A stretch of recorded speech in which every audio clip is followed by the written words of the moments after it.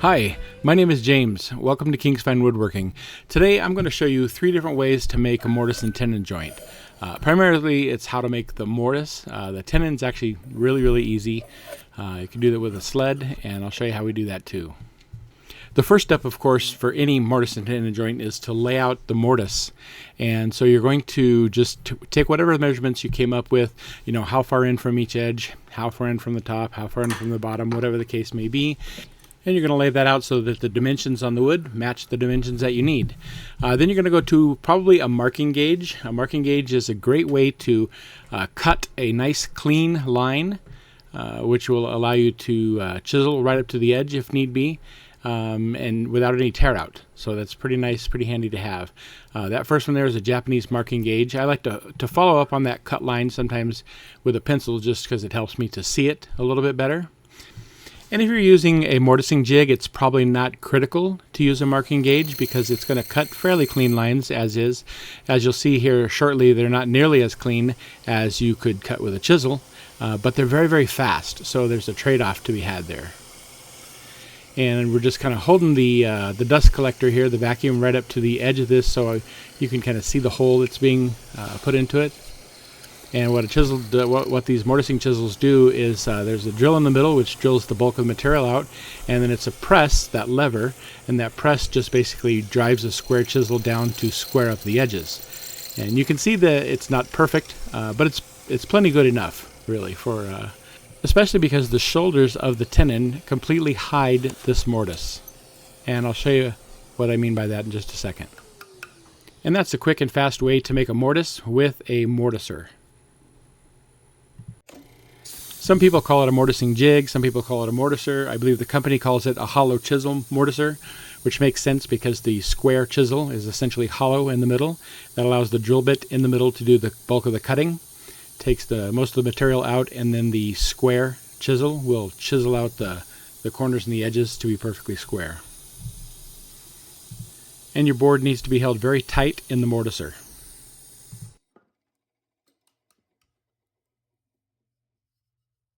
And so there's what that looks like. That's not bad for one of these jigs. And you can see how it kind of leaves rough edges there. They're not perfect. See where the drill bit went through and where the mortising chisel went through. That's okay. If you're going to have a through chisel, you might use a through mortise. You might use something like a square file. I like files because they're a little bit cleaner than a rasp in this case. But this file is square, 90 degrees on the corner. And with this, we can do quite a bit of cleanup really fast. So I'm just making sure I'm holding it square and flat to the edges and flat into the corners. And you see just a few seconds clears that up a lot. It makes quite a difference over one that hasn't been touched at all.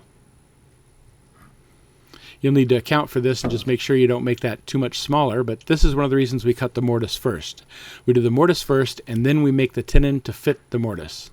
Make sure if you're going to use a file especially, make sure before you put it away, you use a file card or something, wire brush, to clean all of the sawdust off of there, because sometimes the sawdust has some moisture in it, and that will cause your files to rust. And once it's clean, then you can put it away. So the second way is we're going to make a quick little jig out of some scrap plywood so that we can cut the mortise with a router. Now this is a very clean way to make the mortise. Ideally, the 2 boards on the side will be a little less tall than our wood we're trying to cut is thick. And we'll explain why that is in a moment. And we're just going to use some CA glue.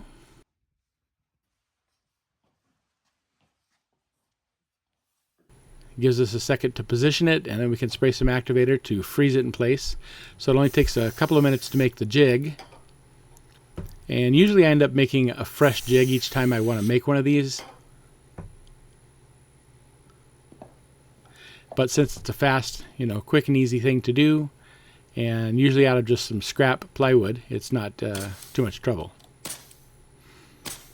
Want to make sure that we're not that we do drive the nails straight in. If they come out in the way, then that can be problematic.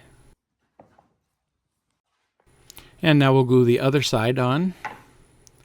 And you can see how the board is a little bit shy of coming up to the top. We have a little gap over there, which is exactly what we want. And the reason is because when we set the jig down on top of the board we're cutting, we want the whole jig to come down flush with the top of the wood. We don't want any gap between the top board and the wood itself. That will allow us to make the neatest, cleanest holes. Now I'll just flip the whole thing upside down so I can get a good alignment for gluing it together. And I want to hold that board up nice and snug to it. I don't necessarily want to clamp it. In this case, I'm going to put a couple of clamps on very lightly because my plywood is actually warped. But if you squeeze it too tight, it is not going to fit nicely back over the board you're trying to put the mortise in. So it's important not to squeeze it too tight. And you see I did let a nail come through the outside edge, which is unfortunate, but that's okay. So one-time use deal. So it fits down nice and tight over there. That's what you're looking for. If your board fits in the jig too tight, you can sand down the inside of the jig just a little bit to get a snug fit. But that's what we're looking for, a nice good fit. And you can see on the top of my jig, I have already laid out where I want the mortise to be.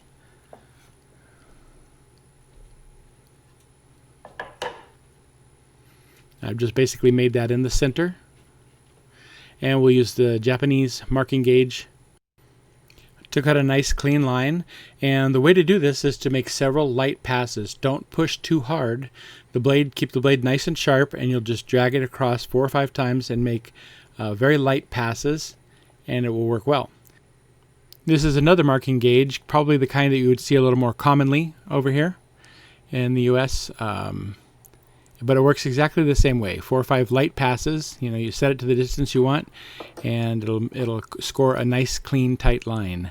A friend of mine actually got me that Japanese marking gauge when he visited Japan and brought that back to me. So it's a pretty cool gift, and I really enjoy using it.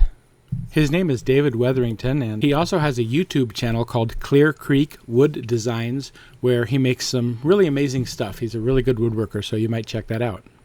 So the next thing to do is to go ahead and cut out the area that's going to be the mortise in the jig, because that's going to be the guide for us to cut all of our mortises with the router.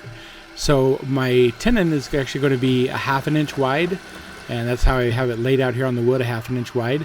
So I'll probably use a 3/8 inch bit, preferably a Forstner bit or something with a fairly flat bottom, and we'll kind of cut the bulk of it out that way first.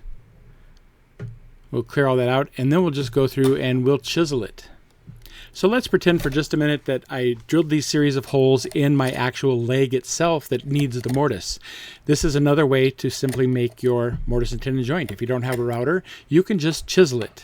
And it's pretty simple. You're just going to basically chisel backwards slowly up to the line all the way around.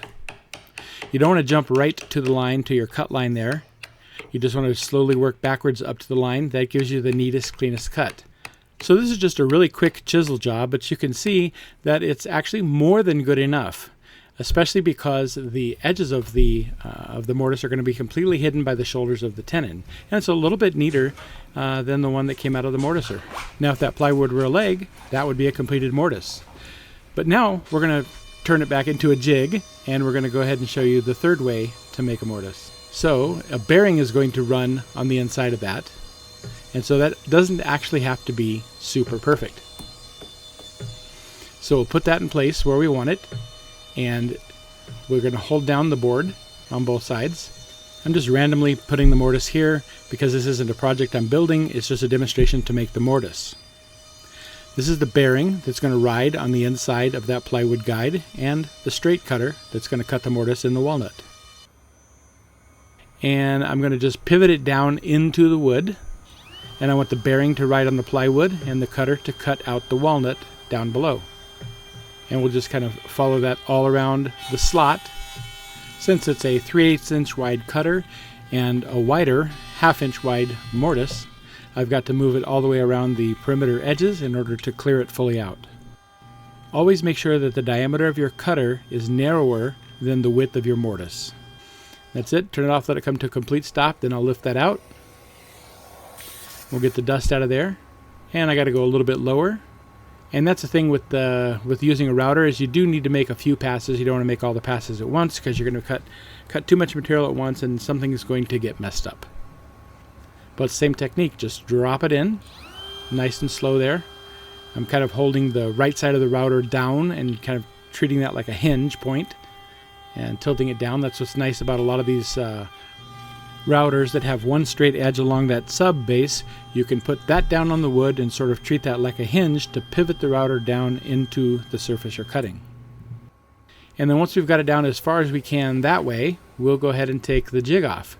Now we have a perfectly straight wall inside of that mortise, and that will act as the guide for the roller bearing to go up against for us to continue cutting deeper. Of course, your router bit's cutting diameter and the bearing diameter need to be the same. So we only need the jig for the first start of the cut. Now I have to raise it up, because remember before I was cutting through that 1/2-inch thick plywood, or maybe it was 3/4 inch thick plywood, and then my wood. But now the plywood's not in the way, so I've got to raise it up just a bit, because we just want to do a small amount of cut depth at a time. Same technique, just work our way around. And then I'm going to quickly make a tenon so we can test out here. And this is a sled that we designed. It's called our flagship sled, and it's really nice because it has removable zero clearance inserts, and they also slide back and forth out of the way, so I can use this sled to cut a tenon with. Just move the board over to the stop. I've raised my dado blade up to the correct height. This sled does everything a regular crosscut sled can, plus it makes picture frames, it does miters, it does bevels, it does compound angles. It's a really pretty good handy tool to have. So we'll raise it up on edge, and we'll cut this side out too. It's a very handy sled to have. If you're interested in getting a sled like this, I have a video shows you how to build one. I've got plans, and we also sell the sled already done, already put together. You just basically all the hard work is done for you. You do a little bit of assembly, final assembly, put the fences on and stuff, and it's good to go. I'll put a link to that in the description below. And we'll do a little test fit, and it's nice and snug. That works pretty good. And that's how we cut the tenons. It's really fast. Literally, you can cut a tenon in about 1 minute. So if I were doing a through tenon, that's exactly what I would do. I did a coffee table a little while back, and I used that exact same joint. This is some of the extra wood that I had left from that. Now the mortise we just made has rounded edges because it was cut with a router bit. So we've got two choices. We can actually chisel those square, or we can file the corners of this round. And I'm going to file the corners round because it's a little bit faster, and it doesn't have to be exact, it just has to be close. And here I am going to use a rasp and not a file because it's a little more aggressive, so it'll be a little bit faster. And you can just get any old cheap wood rasp, because this does not have to be perfect at all. The sides of the tenon, which are called the cheeks, that's where the big glue surface area is, and that's all that really matters. So if this doesn't have a perfect, semicircular fit and fit snug in there, it really makes no difference. But let's test that out. Tap it down, and it looks nice and snug. And that's it. And here's what I was talking about before, how the tenon, let's see if we get a closer up of it. But the shoulders of the tenon are kind of going over the edge of the mortise. So the mortise is hidden. And you can see how much cleaner a router bit will cut than the mortising jig. It's not as fast, but it sure cuts nice and clean. Got pretty rough there and pretty smooth here. And here's the shoulders that I was talking about all the way across. Those shoulders are going flat against the leg itself, and so they're completely obscuring that mortise. So if the mortise isn't perfect, it doesn't really make any difference. This is kind of where the shoulders of that are going to be. I don't know why I'm taking so long to draw this where you probably already understand it, but this is that's it, a little more illustrated. Not everybody's familiar with the Mortise and Tenon Joint, but you can see once I put that back in place, it kind of makes that line disappear. So it's all hidden under there, so you don't need a perfect mortise. It is important to always cut the mortise first and then make the tenon fit the mortise.